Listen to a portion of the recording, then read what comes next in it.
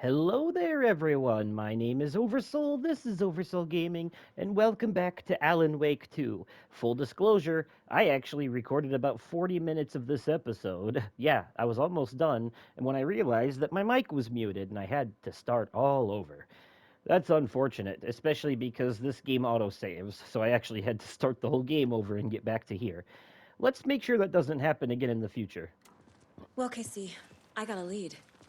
Looks like we're dealing with a cult. The cult of the tree. A murder cult. Fuck. Dun Have you dun heard of this dun. cult of the tree, Sheriff? Only the urban legend. If you're in the woods at night, the cult will get you. That sort of thing. We're not gonna find out you're the Grand Wizard or something, are we? I played some D&D back in the day. Wizard was always my favorite class. No, he's just a time traveling psychic. Looks like you have some guests. Ah, morning, Ted. Yeah, real important guests. Deerfest. Always draws a crowd, right? Too true. More the merrier. Have a good one, Sheriff. He's not actually a time traveling psychic. That was a Quantum Break reference. I promise we will play Quantum Break eventually. Hey, what do All you of know about that waitress from the diner? Rose? Yeah, she's a bit of a space case. Always has been. Why? What'd she do now? She kept saying that my daughter drowned. She even knew my name. It was all very weird. Rose has a talent for saying the weirdest thing possible.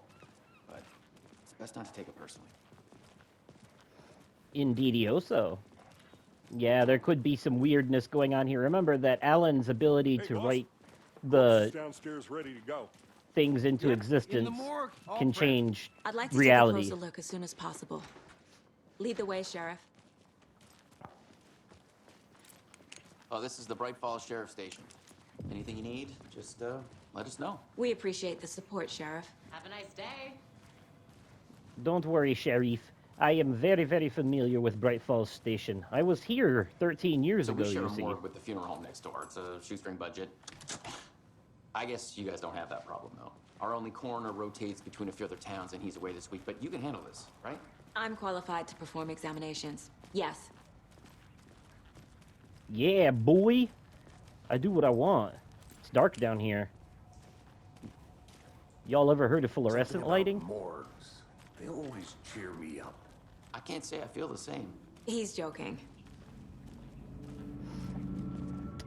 The HDR lighting in this game is intentional, though. Remedy intentionally made it so that lights that come from like your flashlight and certain like light sources that tell you where to go next and shit, that those are brighter, but then lights like these hanging from the ceiling are intentionally muted.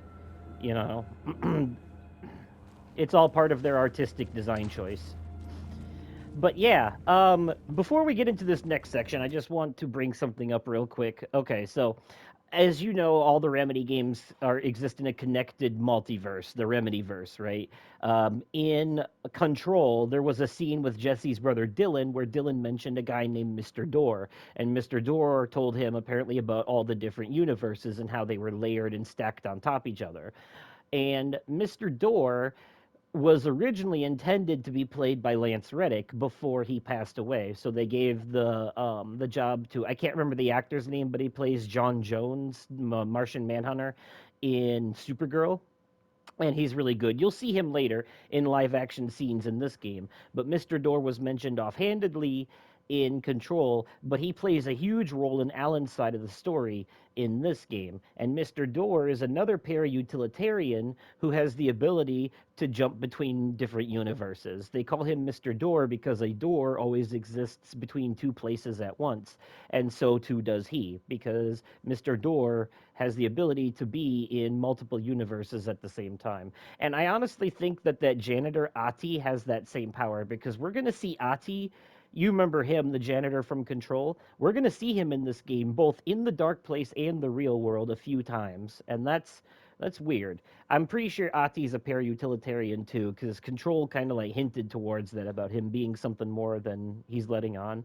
But anyways, we'll dig more into all that later. But I just wanted to bring up Mr. Door because Lance Reddick also plays the main villain of Quantum Break, and Remedy, I think they had plans for that originally, but they had to like switch it around. So I'm thinking that you know how the MCU is dealing with like variants in the multiverse right now. You know, there can be different versions of the same characters in other universes, like how Binary is a variant of Captain Marvel and Captain Carter is a variant of Captain America.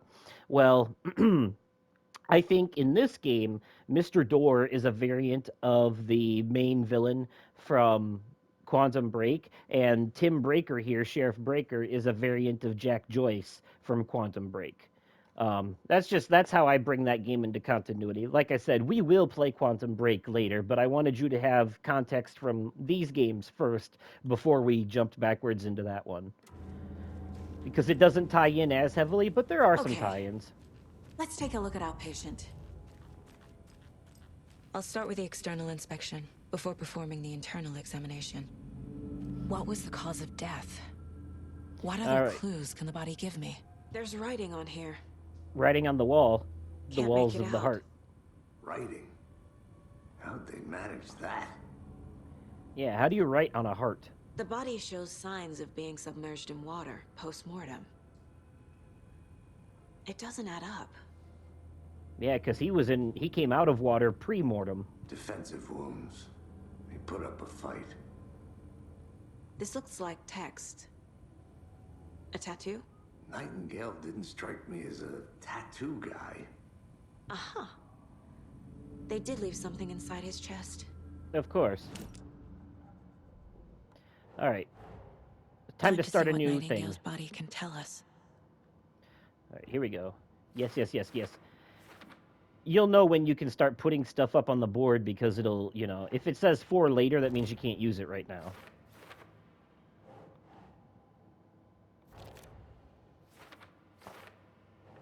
Ritualistic writing.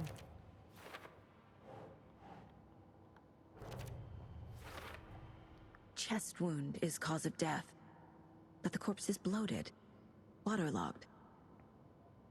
Doesn't add up. There's definitely something in his chest. Did the killers leave it there? Alright, well, I guess we're gonna go find out. Hey, Saga, you want to put some gloves on before doing this?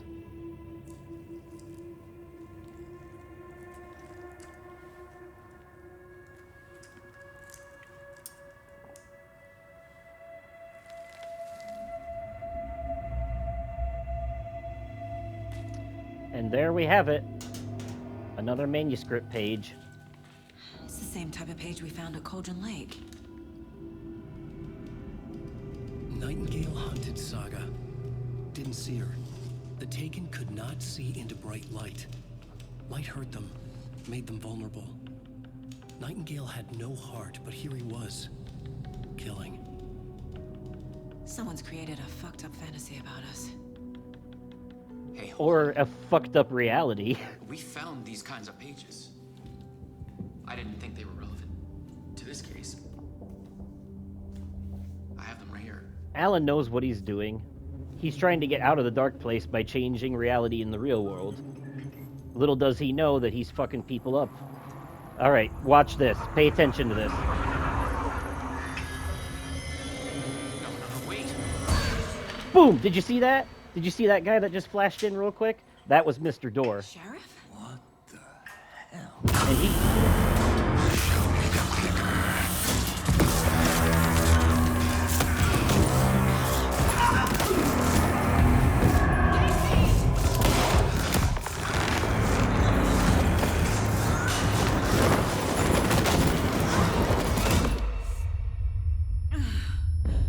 Now, like I said, Mr. Door plays a pretty big role in Alan's side of the story in this game. But he's not like the big bad or anything. He's kind of a mischievous helper, I guess you could say. He's got his own agenda and his own ends going on. Not see into bright light. Alright, so we don't have a weapon at the moment. There's the gun that we need. But, oopsie doodle! Nightingale's in the way. I'll make you pay. The subtitles are a little broken here. They're repeating subtitles from earlier. Don't know why. He's coming. No weapon. The page said to get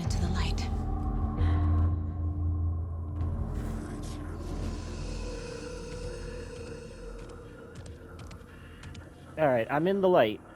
That means he can't get me. The Taken don't like He the light. can't see me in the light. Exactamundo. My gun's out in the hall. Gotta get it back. Yeah, let's wait for him to get all the way into the other room first, though, why don't we? Okay, cool. Go!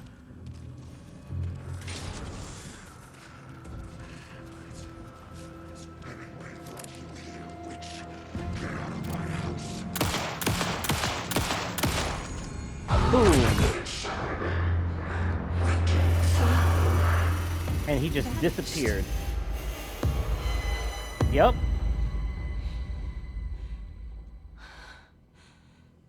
What the fuck? Hey, and that's the end of chapter 1. But it's not the end of this episode.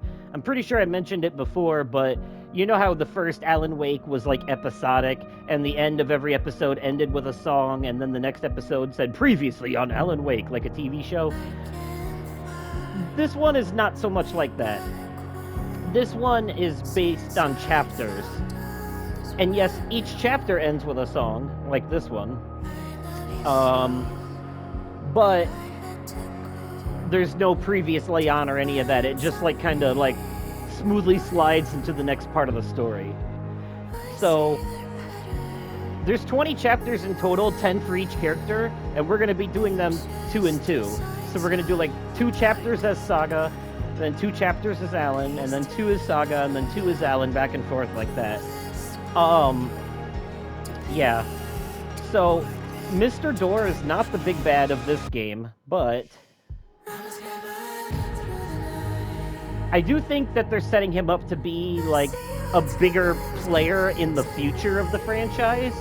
But the big bads of this game are the Cult of the Tree, obviously, and then Mr. Scratch, Alan's evil doppelganger, who you may remember from American Nightmare, and the Control DLC. Alright, well, I'm gonna let you enjoy the rest of this song, and then I'll be back with you once it's over.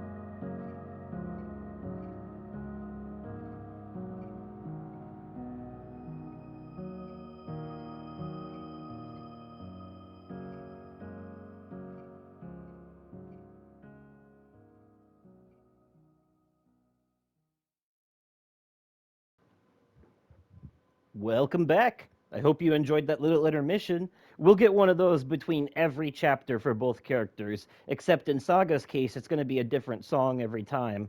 And in Alan's case, it's going to be the same, almost the same song every time, but with some different variations to it. You'll see what I mean when we get there. But anyways, let's continue. He didn't have a heart, but he still got up. The page predicted all of it. It helped me fight him. He just disappeared? What the hell is going on here? We need to figure that out if we're gonna do anything about it. Somehow we need to make sense of this. There's no rational explanation to what we just saw. I'd love to blame this on mass hallucination caused by inhaling volcanic gas, but we both know that's bullshit. Yeah. This was supernatural. Well, I'm glad you were the one to say it. Now we can figure out a way forward. I'm glad they came to terms with that right off the cuff so that they could just be like, all right, yep, this is supernatural, paranormal shit's involved. Let's put that on the record and, These pages are important. figure it out. Breaker dropped one before he disappeared. Right before things got crazy, Sheriff Breaker just vanished. Maybe the sheriff knew more than he was letting on. He seemed anxious, like he dreaded what was coming. One more mystery. Yeah. The victim of a ritualistic murder turns into a monster. Is there a connection? Looks to me like the cult of the tree is performing rituals to create monsters. Maybe. We need to start with learning this cult's goal, their purpose. So, so, There's one of the pages on the floor. yeah, I see it. I'll get to it in a second. Gotta pull out the flashlight in order to see anything in this game.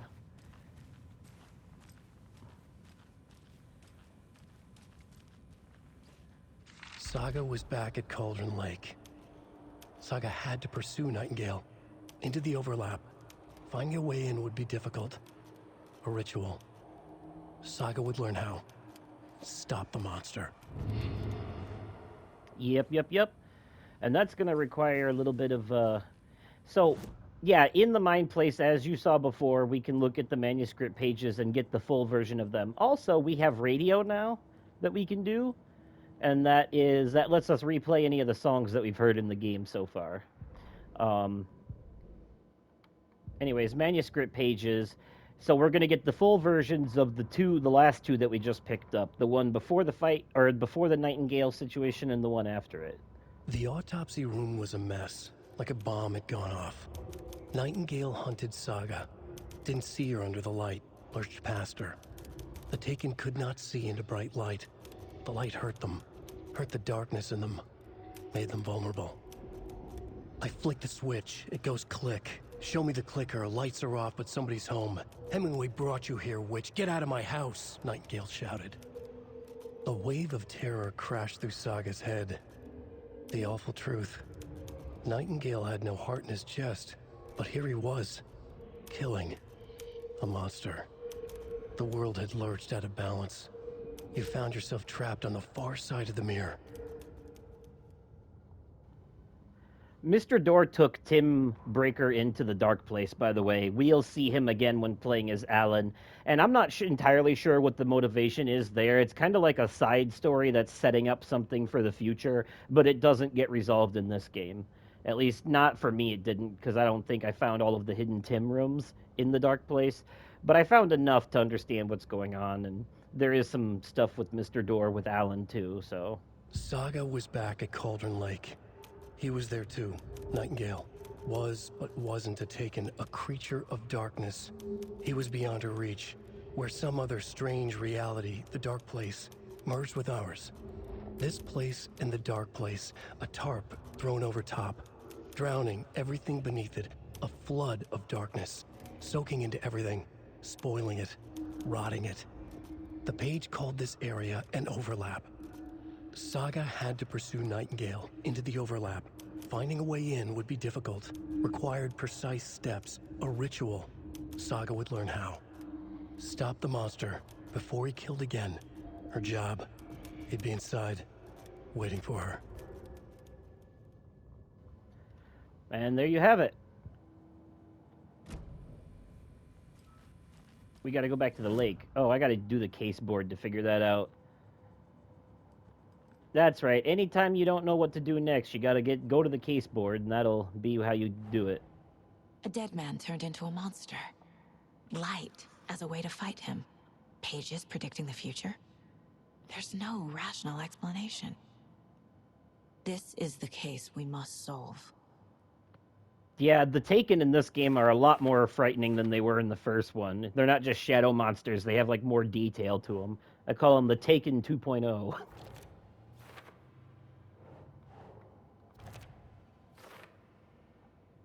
Okay.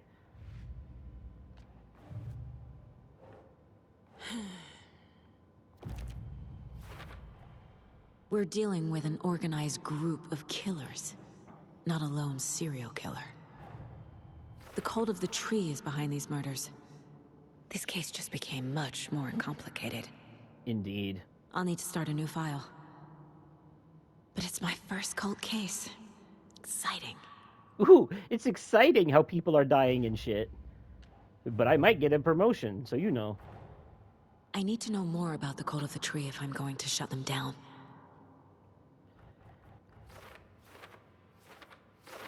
Woof! Look at that! Some strange... Alright, what do we got here? What kind of cult, who's involved, and the cult's goal. Alright. Yeah, there's so many things going on here with this corkboard nonsense. Thankfully, it doesn't let you place things in the wrong spot, so... No.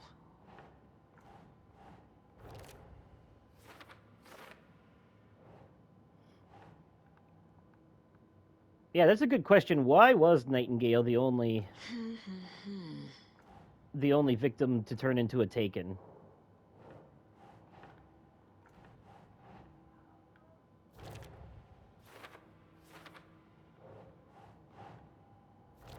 This board right here that we're working on, this one's gonna take a while. Like, this one is gonna be filled out throughout the entire game. We're gonna pick up a lot of pieces for this one.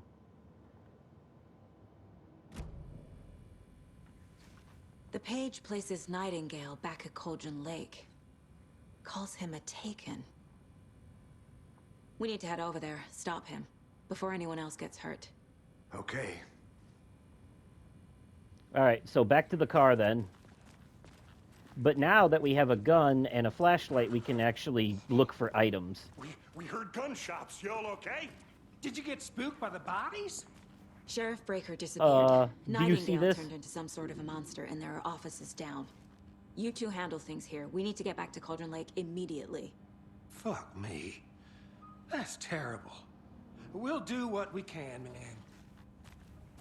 Alright, we're gonna eavesdrop on these two for a minute because they're about to say some shit. Ooh, That's crazy, right, Thornton? Nightingale's heart was missing. How could he do anything? He's dead. batteries and a healing pad. Yeah, right. Well, that's all. More batteries. Crazy talk. Monsters aren't real, and what do you mean the sheriff disappeared? Like poof? He's gone like magic? Magic's not real. Magic's not real, right, Mulligan? Oh, if only you knew. Monsters aren't real, and magic's definitely not real. Knew that. I guess you'll find out the hard way like everyone else in this town. You know, this is really Alan's fault when you think about it, right? If he wasn't writing this shit, it wouldn't be happening. But gotta do what you gotta do. Oh, we don't have bolt cutters, so we can't get in here. We can, however, get in here. Get some ammo for our gun. Alright, we'll have to remember that that's there for later. Ooh, that needs a key. I think... Oh, right, I know when we get that key. That's much later. Okay. They're a fine pair. Who, Tweedledee and Tweedledumbass? Yeah.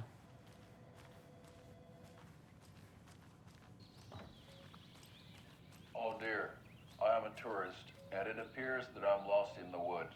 Okay, before we sit here and watch this, I have to explain it real quick. You remember how in the first game there were TVs playing episodes of Night Springs, and in Control we could find those TVs with those live-action videos from Dr. Casper, Darling Casper, and like those puppet videos and other weird shit? So there's live action stuff like that in this game too. There are some cutscenes in this game that are full on live action, but then there's also this weird TV shit that's playing, randomly that you can find. It's a collectible. And in this particular case, what we can find in Bright Falls on the TV are these commercials by the Kavosky brothers, Ilmo and Yakov. They are a couple of Swedish gentlemen who run their own business and theme park in Watery, just outside of Bright Falls. And also, they sell coffee, but not just coffee. They sell coffee. They run a theme park. They sell adventure tours. They sell maps. They're like an everything business. So we'll see a bunch of weird, badly done, green screened, clearly local television commercials by these two goofballs a lot throughout this game. But also, they will become important to the story later, too. So keep that in mind as well. You only had a tour guide, also. It's bear season. Oh no, a bear. It's so terrible. It's cardboard. Help. And the acting is so bad. Oh, God. It's like he doesn't want to be there. Did somebody call for a tour guide? Oh, wow. Koskela Brothers Adventure Tours. Unforgettable tour experiences at affordable prices. That's right. I'm Ilmo Koskela, voted best coffee roaster / tour guide by Coffee World magazine. And I'm here to give you the tour of a lifetime. But Ilmo, I've heard the government has seized and restricted access to many local nature attractions. That is true, Janko. Many local attractions have recently become fenced off by the government. And that's why, at Koskela Brothers Adventure Tours, we say, fuck the government. We have bolt cutters. Oh, wow. You think of everything. And we'll take you anywhere. I like how they're publicly advertising breaking the law. Fishing in the crystal clear waters of Bright Falls Dam. Not a real fish. Bird watching at majestic Mirror Peak. The tour of a lifetime is just one phone call away. Book now to get a 9% discount on this limited edition Oh Dear Diner coffee thermos. Holy shit. Also, those will appear in our Mind Place as collectibles as well on a television in there. Hey, how you doing? You don't mind if I steal from you, right? Technically, I do outrank you, so I'm going to go ahead and search through these. Much like in Resident Evil games, item placement is procedurally generated, so anytime you open one of these drawers, there's a 50-50 chance that there's something in there or something not, depending on the difficulty you're playing on, and your necessity for items at that particular given moment.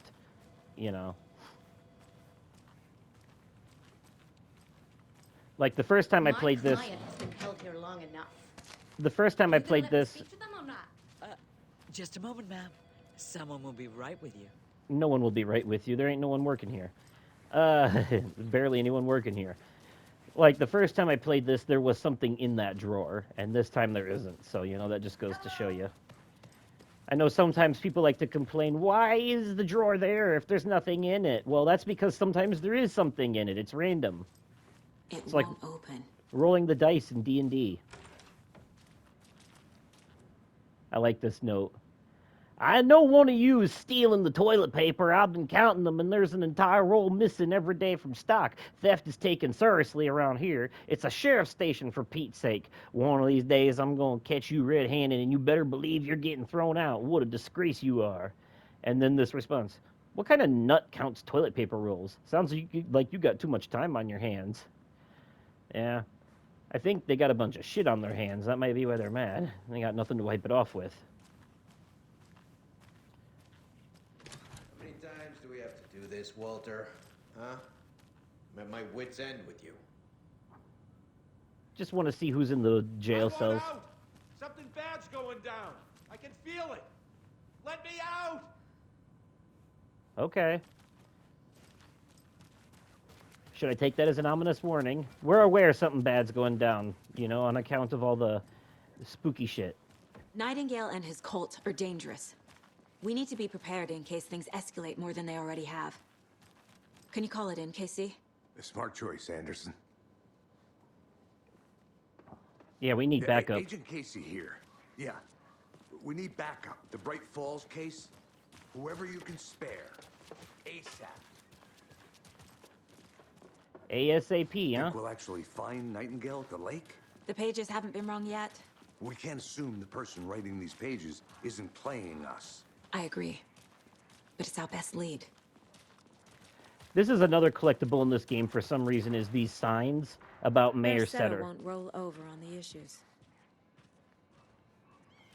Yeah, I don't know why. Or why I should care about who's going to be the mayor of Bright Falls, unless it's going to be important in future games or DLC. It's not important to this game. But yeah, I may reiterate a few times throughout this that Remedy has already planned a Control 2, Alan Wake 3, and DLC for this game. One of the DLCs for this game, in fact, is called The Lake House. So, yeah. Rinse and repeat. Clock out, get a beer. Or maybe Yeah. 3. Yeah, that's the 9 to 5, my good guy. That's the 9 to 5. All right, let's go back to Cauldron Lake.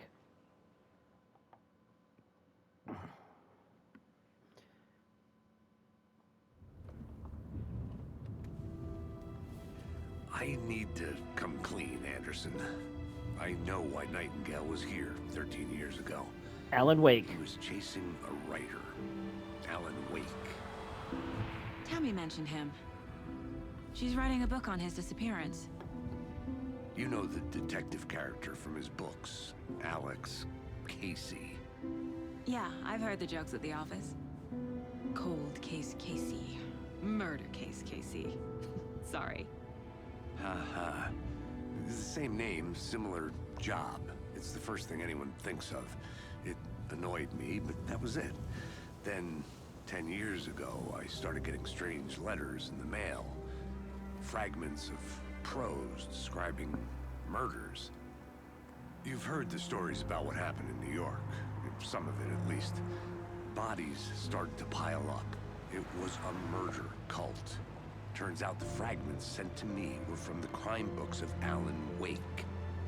The cult was copycatting the murders from the books. In their heads, they were performing a ritual to bring Wake back. Their imagined prophet. After that case, I started looking into Wake's disappearance on the side. And you thought this case might be connected to him? His name does keep popping up. I just wanted you to have all the facts. Next time, give them to me before we find ourselves in the middle of a horror story. Yeah, a horror story written by Alan Wake, too. So, like I said, Saga's side of the story is called Return, and Alan's side is called Initiation, and both Return and Initiation are books that Alan has wrote while in the Dark Place.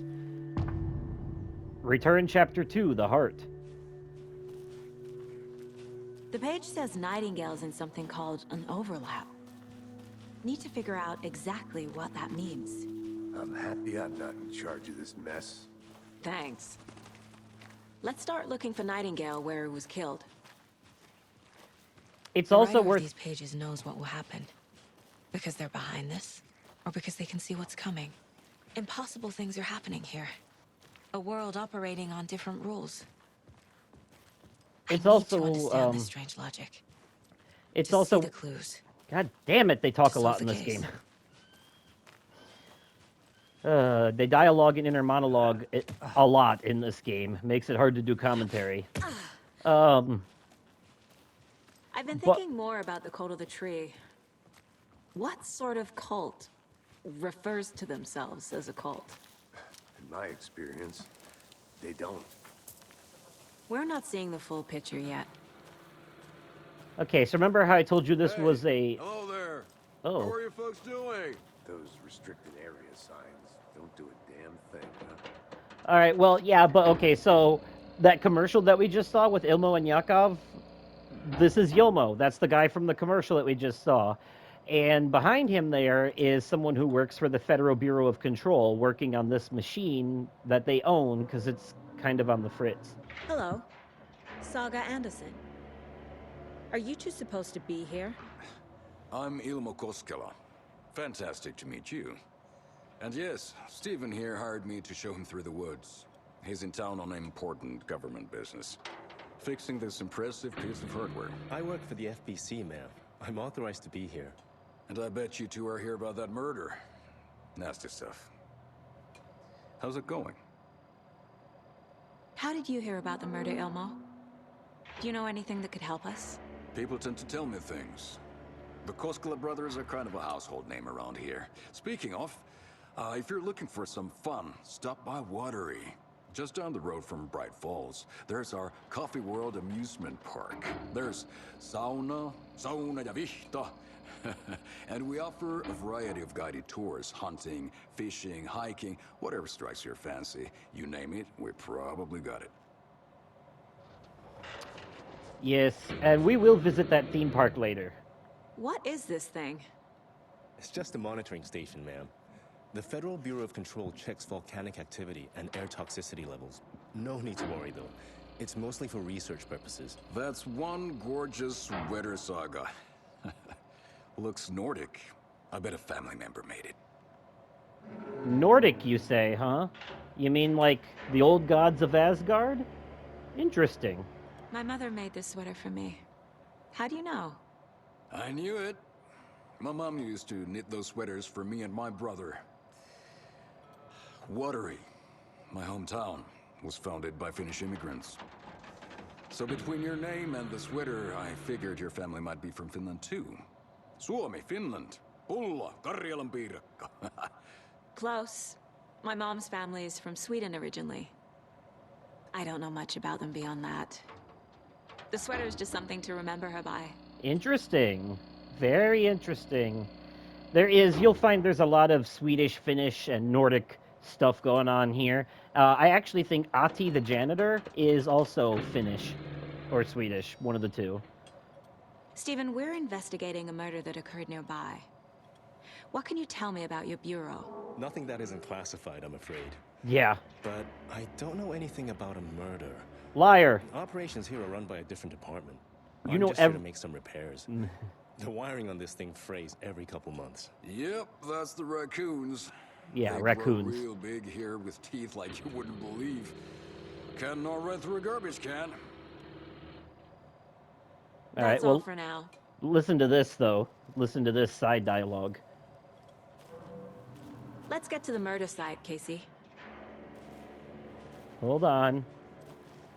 Hold on. Steven's about to say something interesting. Oh, come on. What the hell is this? There it is. There, Steven. Nothing. Just something that shouldn't be here. Raccoons my ass.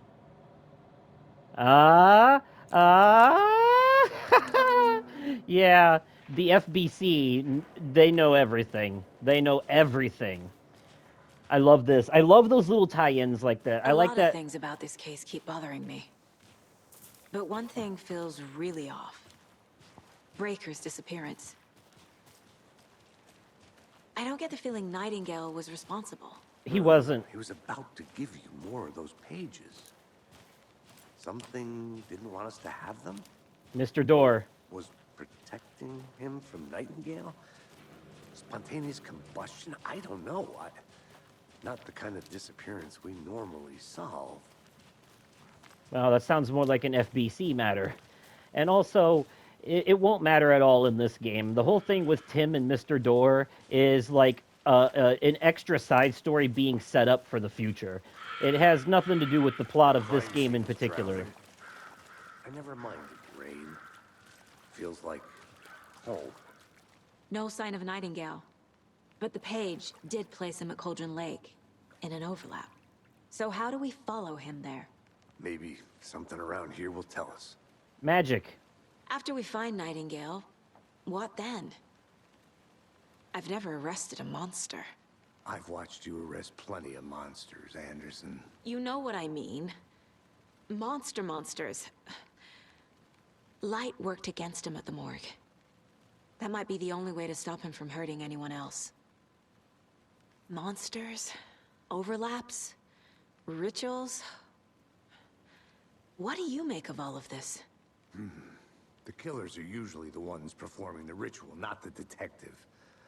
Acting out their sick fantasy.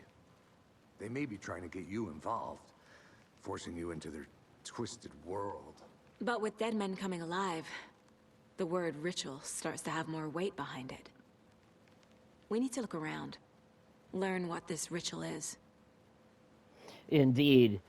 And this will make more sense later, but as I said, Saga is living the story of a book Alan wrote called Return, and Alan in the Dark Place is also living the story of a book he wrote called Initiation.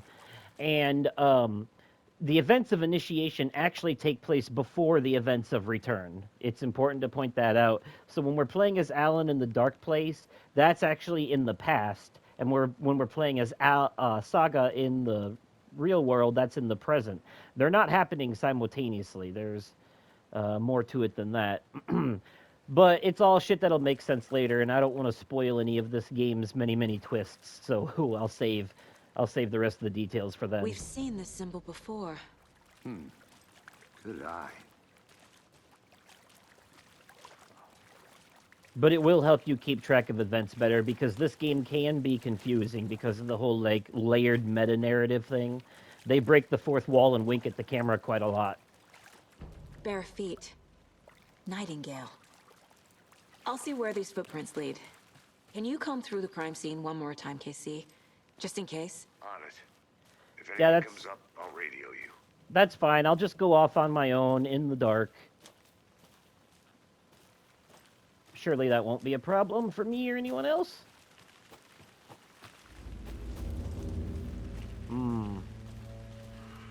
Well, I don't like the sound of that music. I think it's about time to get ready for some combat.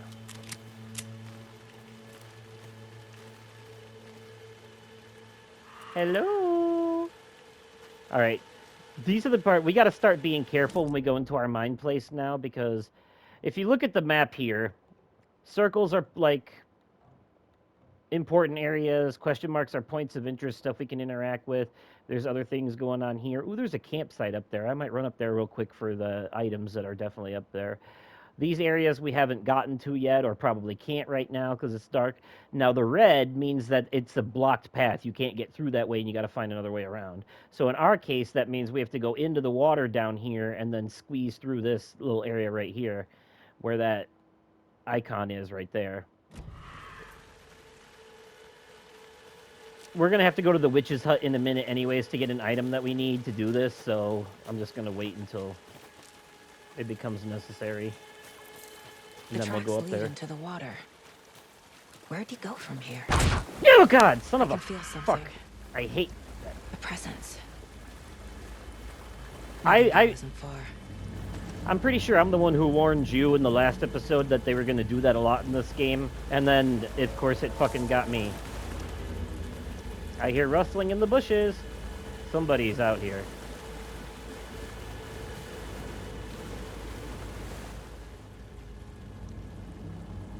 The witch's ladle. I'm not reading all that, but I do know what we need to get through here. What is that? Seems like it's reacting to the light. These aren't the same tracks that were here before. They're headed into the tree. My flashlight burned the dark stuff away. It was covering another page. The fuse was in place. Saga stepped into the witch's hut. Inside, a bright light. There were objects that stood out to Saga, as if the light had manifested them. The witch's hut. Okay. I trust the pages to lead me to the overlap. Okay. The fuse was in place. She found it among the junk in the forest. Saga stepped inside the witch's hut. Something rushed through her. A presence. Familiar. She couldn't quite place it. Something long forgotten. She tried to hold on to it, but it was already gone. Inside, a bright light. Saga felt safe, like nothing could hurt her here. There were objects that stood out to Saga as if the light had manifested them, pulled them from the darkness. A shift in reality, heavy with hidden meanings. A coffee thermos, a shoebox, a mop and a bucket, a poster on the wall, and in the cabinet, another manuscript page. Yeah, and those things definitely are pulled from other places. I know Nightingale is somewhere around Cauldron Lake. The tree was a threshold. This place and the dark place. You're in over your head. Next stop, Caldera Street Station. The threshold. Like a doorway. Leading to Nightingale. It's somehow connected to a tree. Witch's Ladle? Yep. And there's the TV where we could rewatch commercials. Okay. And I'll worry about the case board. Well, yeah. I'll do that real quick now, I guess.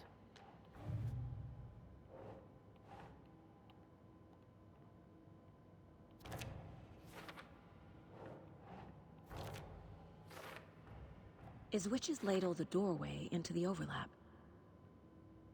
If so, that's where I'll find Nightingale. Light is the key.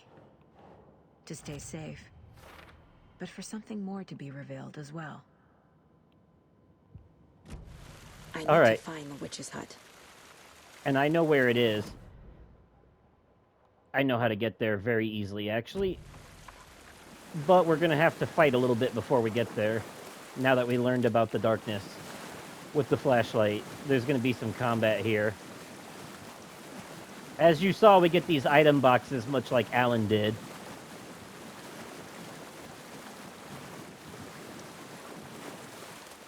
Okay, no fight yet? I was expecting a fight there. I know that, like, our first Taken fight is in that water, so... Unless you count Nightingale. Anderson, thought I saw something in the woods. Probably just a deer, but I'm gonna check it out. Okay. I found another page. Following up on a lead. Keep checking in. Roger. This fuse is busted. We need to find a new fuse.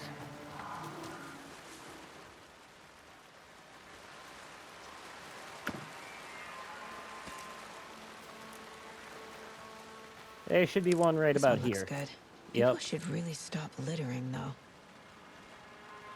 We just need to get inside the witch's hut, and then we can end this episode, because that's a save point.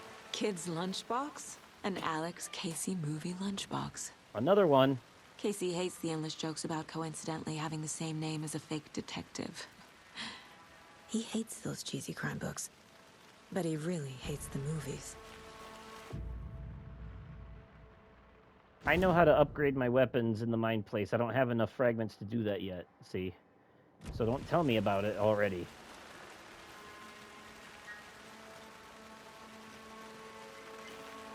Okay.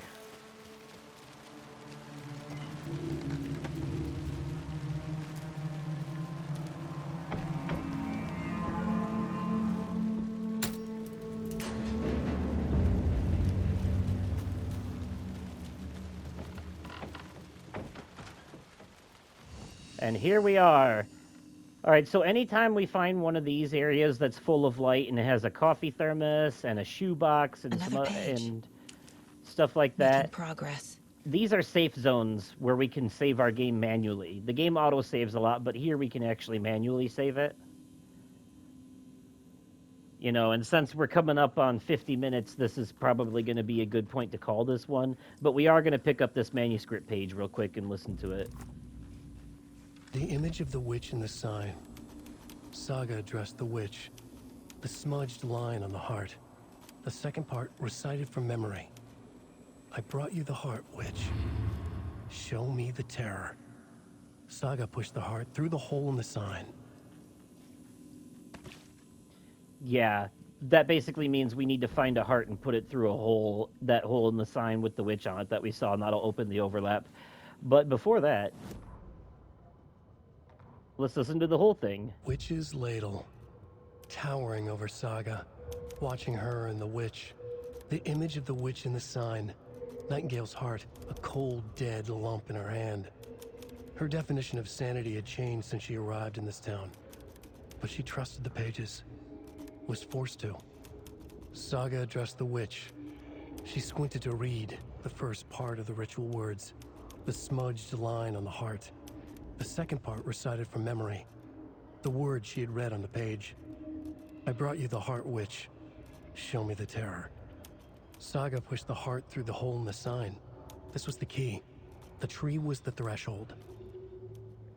I like how that everything that he wrote will happen, but it's happening because he wrote it. But also, Saga has to find the pages about what's going to happen before it happens so that she knows what to do next. Okay. The page from the witch's hut seems to be describing some kind of ritual. Indeed it does. And what is this ritual? Stick a heart through a hole. What else?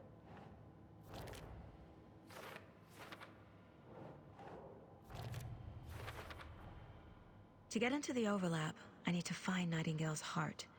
Read the line imprinted on it, plus the line on the page to the witch's ladle sign. Then push the heart through the hole in the sign. Nightingale's heart disappeared from the morgue. Where is it now? I guess we need to profile to find out. Let's get that out of the way before we end. I need Nightingale's heart to get to the overlap. Where is it? The cultist leaned close. He was there, but he was risen. Nightingale was there. The opposite of sunspots. Who said that? That's not it. I don't have what I need to find Nightingale's heart. There must be more. Nightingale's heart. Where is it? For a while, they played cards in the general store. The witch had stolen his heart. Get out of my house. Nightingale's heart is at the general store, in a fridge. Alright, well, let's look at the map then, and see where that takes us. So here we are at the witch's hut, and the general store is down here, close to where the crime scene originally was, which means we just got to go straight out the front door, follow the path all the way down, and then, you know, just keep going straight when we hit that fork, and then take a left down here, and we'll be at the general store. Although I think the front is locked, so we may have to go around and come in through the back, but I'm not entirely sure. Either way, though, it's not very far, but we will run into some resistance along the way for sure. That tends to happen. I need to check the general store for the heart. Casey, I'm headed to the general store. I think I know how to get into the overlap. Roger that.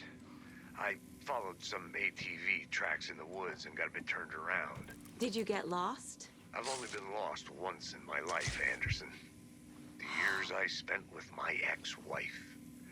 I'll find my way back, don't you worry about it. Need to quick slot some stuff here. Like a gun and a healing item. We'll get more later. Alright. Well, I'm going to go ahead and call that a good stopping point for this episode. It's been 50 minutes or so, and we've covered a lot of ground. In the next episode, we will definitely finish Chapter 2 of Saga's story and start Chapter 1 of Alan's story. And the way that the two finally tie into each other is very interesting. I hope you're looking forward to it. But before that, we have some Taken to fight and a heart to find. Things are about to get spooky and interesting. We're about to see some combat in the next episode, so get ready for that.